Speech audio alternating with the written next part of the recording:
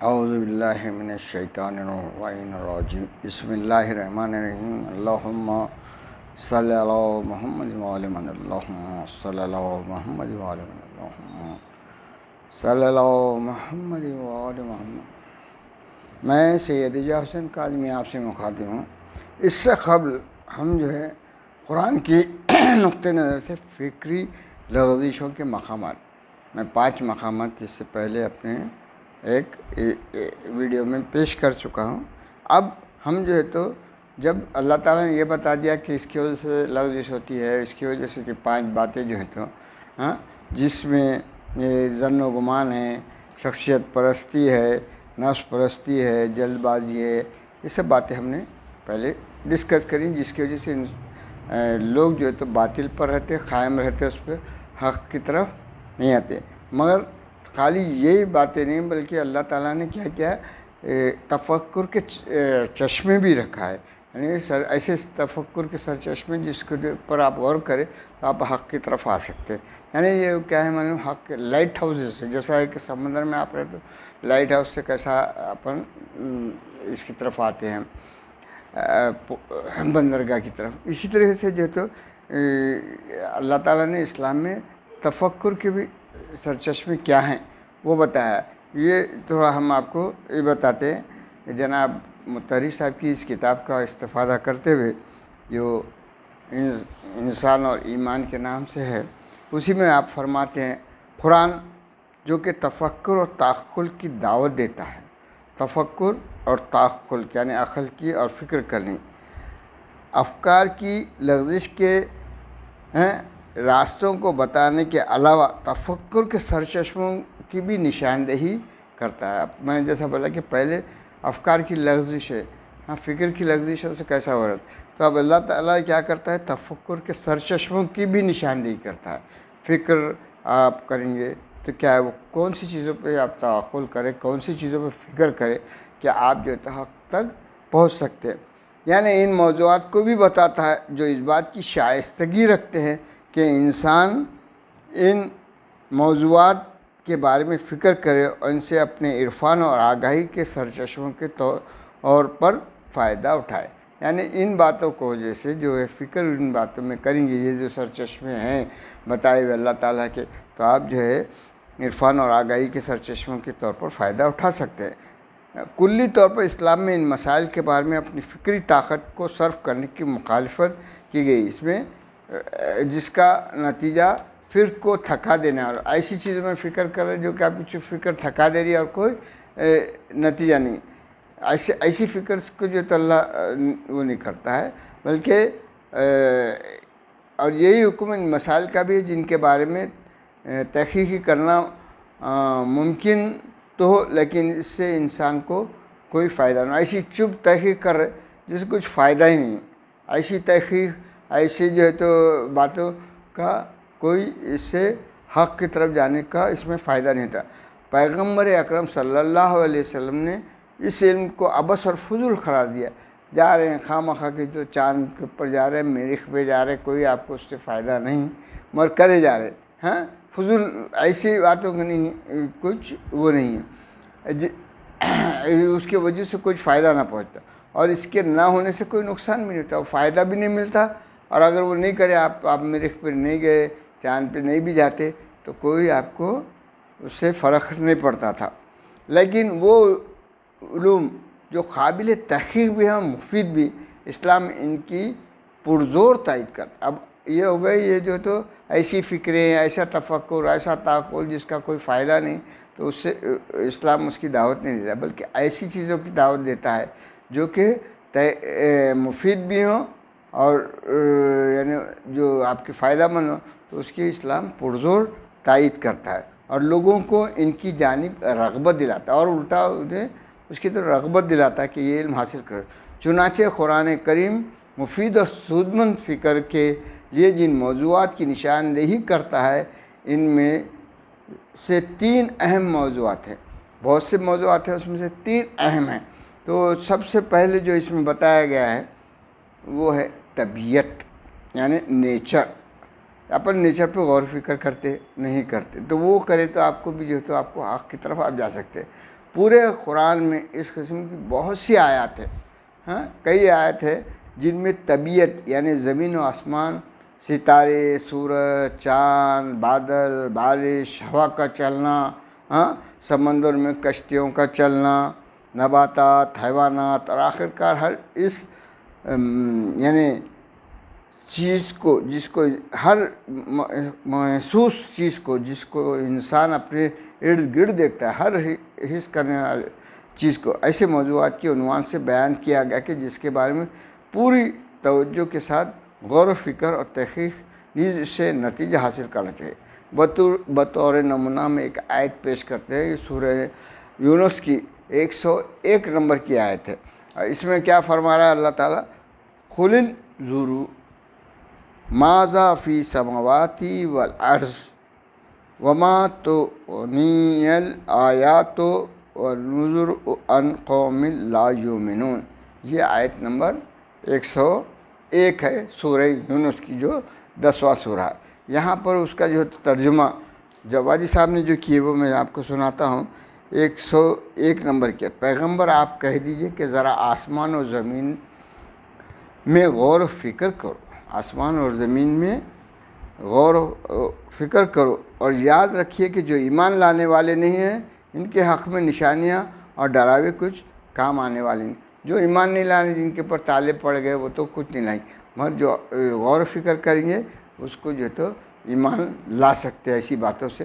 تو یہ ایسے کئی جگہ آیت آئے ہیں. یہ ایک آیت نمونے کے طور سے پیش کی گئی آپ کو کہ نیچر کی جو دعوت دے رہا ہے اسلام، وہ سورہ یونس کی جو ہے تو جو 10واں سورہ ہے اس کی یہ 101 نمبر کی آیت تھی. لوگ اب یہاں پر جو ہے تو یہ پہلی بات ہے جو نیچر کے بارے میں اللہ تعالیٰ جو ہے بول رہا ہے کہ اس کے اوپر غور و فکر کرو تو تم حق کی طرف آ جائیں. اب دوسری چیز ہے تاریخ. یہ تاریخ کیا ہے؟ تاریخ کے بارے میں قرآن میں بہت سی آیتیں جو گزشتہ اقوام کی حالات کو مطالعہ کرنے کی دعوت دیتی ہیں. کئی جگہ ہے یہ آیتیں، اور اس کو کسب علم کے ایک سرچشمے کے طور پر متعارف کراتی ہیں.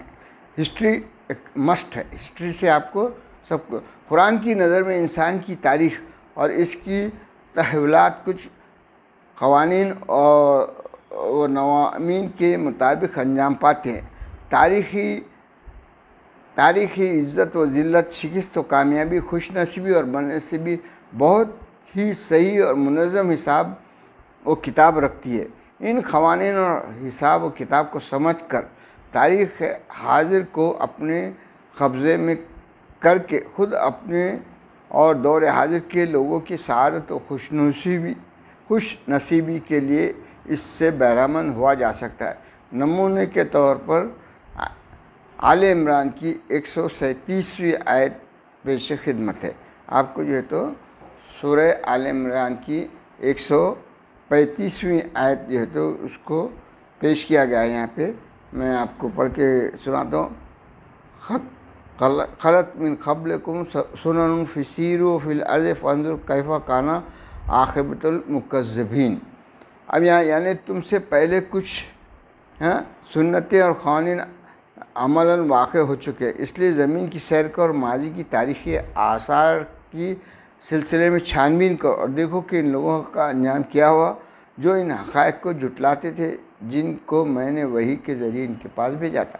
یعنی اللہ تعالیٰ جو ہے تو آپ دیکھیں گے کس کس کے سورہ قوم لوط کا ذکر ہے، قوم سمود کا ذکر ہے، اور یہ تو فرعون کے زمانے کا، فرعون کی جیسی شخصیت کا، نمرود کا، ان سب کے ذکر کر کے یہ بتا رہا ہے کہ بھئی اللہ تعالیٰ جو تو یہ آپ تاریخ کا مطالعہ کریں گے تو جو جھوٹے تھے، جو ظالم تھے، جو آپ کے زمانے کے بھی ہوں یا اس سے پہلے کے زمانے کے ہوں، قرآن کی جو آیا اس سے ماضی کے بھی قرآن نے پیش کر دیا، اور اس کے بعد آنے والی تاریخ جو تھا آپ کو دکھا رہی کہ یزید کا کیا انجام ہوا، اور اس کے بعد جو ہے تو بنو عباس یہ سارے ظالم لوگ جو ہے تو مٹ گئے، ان کا کوئی وہ نہیں رہا، وہ زمانے تک اپنی حکومتیں کرے.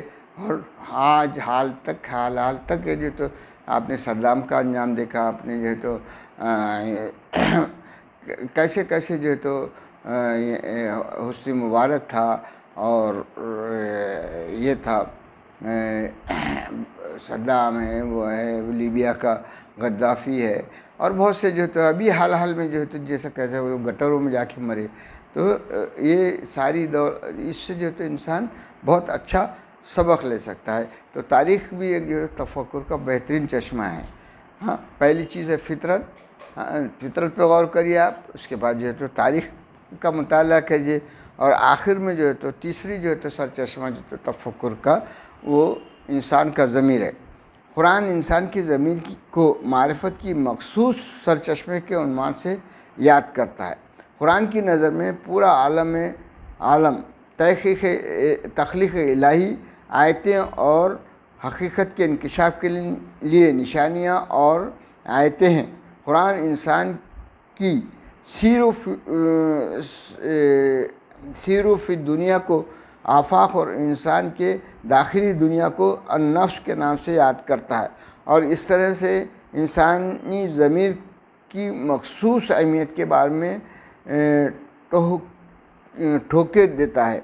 اسلامی ادب میں آفاقی اور انفس کی اصطلاح یہیں سے نکلی ہے. فلسفی کانٹ کا ایک جملہ عالمی شہرت رکھتا ہے، یہ اور وہی جملہ اس کی سنگ قبر پر کندہ ہے. وہ کہتا ہے وہ چیزیں انسان کو حیرت میں ڈال دینے کے لیے کافی ہیں. ایک ستاروں بھرا آسمان ہمارے سروں پر جلوہ فگر ہیں، وہ دوسرے وہ ضمیر، وہ وجدان جو ہمارے اندر موجود ہے. یہ کانٹ کا جملہ بھی بتایا گیا. تو انسان کے ضمیر جو ہے تو ہمیشہ کیا ہوتا ہے، غلط کام کرے تو آپ کا کانشیس ہمیشہ ہیمر کرتا ہے کہ آپ نے غلط کیے، مگر آپ کیا کرتے، جھوٹی تسلی سے اس کو وہ کر دیتے.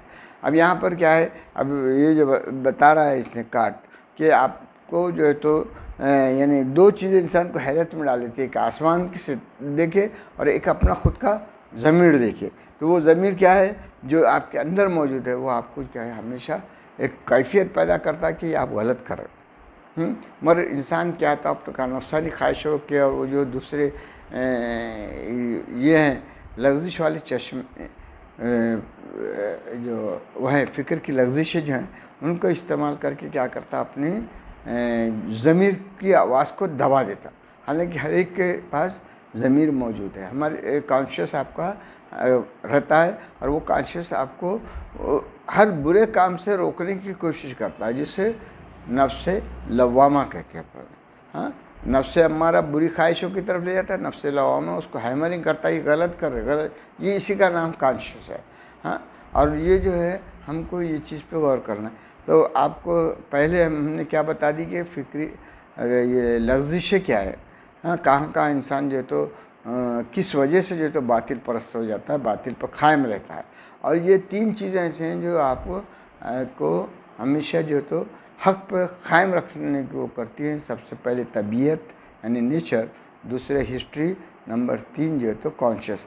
یہ تین چیزیں جو ہے آپ کو they are the lighthouses, یہ وہ جو ہے تو تفکر کے سرچشمے ہیں. ان پہ آپ غور کریں تو آپ کبھی بھی جو ہے تو یہ دیکھیں گے کہ آپ کوئی بھی چیز کو جب بھی ہے تو ان چیزوں میں استعمال کرنا کہ بھئی ہسٹری میں ایسے ظالم اگر کوئی ہے تو آپ وہ ناامید مت ہوئیے. آپ دیکھیے ظالم کا انجام کیا ہوا. ہاں، آپ جو ہے تو کبھی بھی ان چیزوں پہ غور کرنے کے بعد آپ کو معلوم ہو جائے گا کہ بھئی آپ حق پہ کیسا قائم رہ سکتے ہیں. ظلم سے ڈرنے کی ضرورت نہیں، آپ کو جو ہے تو ماحول سے ڈرنے کی ضرورت نہیں. ماحول ہو سکتا ہے یہ نیچر جو ہے تو آج آپ کے فیور میں، کل کو نیچر آپ کی ایجسٹ ہوئی. ہاں، اور جب آپ یہ دیکھیں گے اور اس کے بعد جو تو نیچر کے بعد ہسٹری دیکھیں گے، ہسٹری کے بعد یہ دونوں چیزوں کی اسٹڈی کرنے کے بعد آپ کا خود کانشیس بتائے کہ آپ حق پہ ہیں، تو آپ کو کوئی اس کی ضرورت نہیں.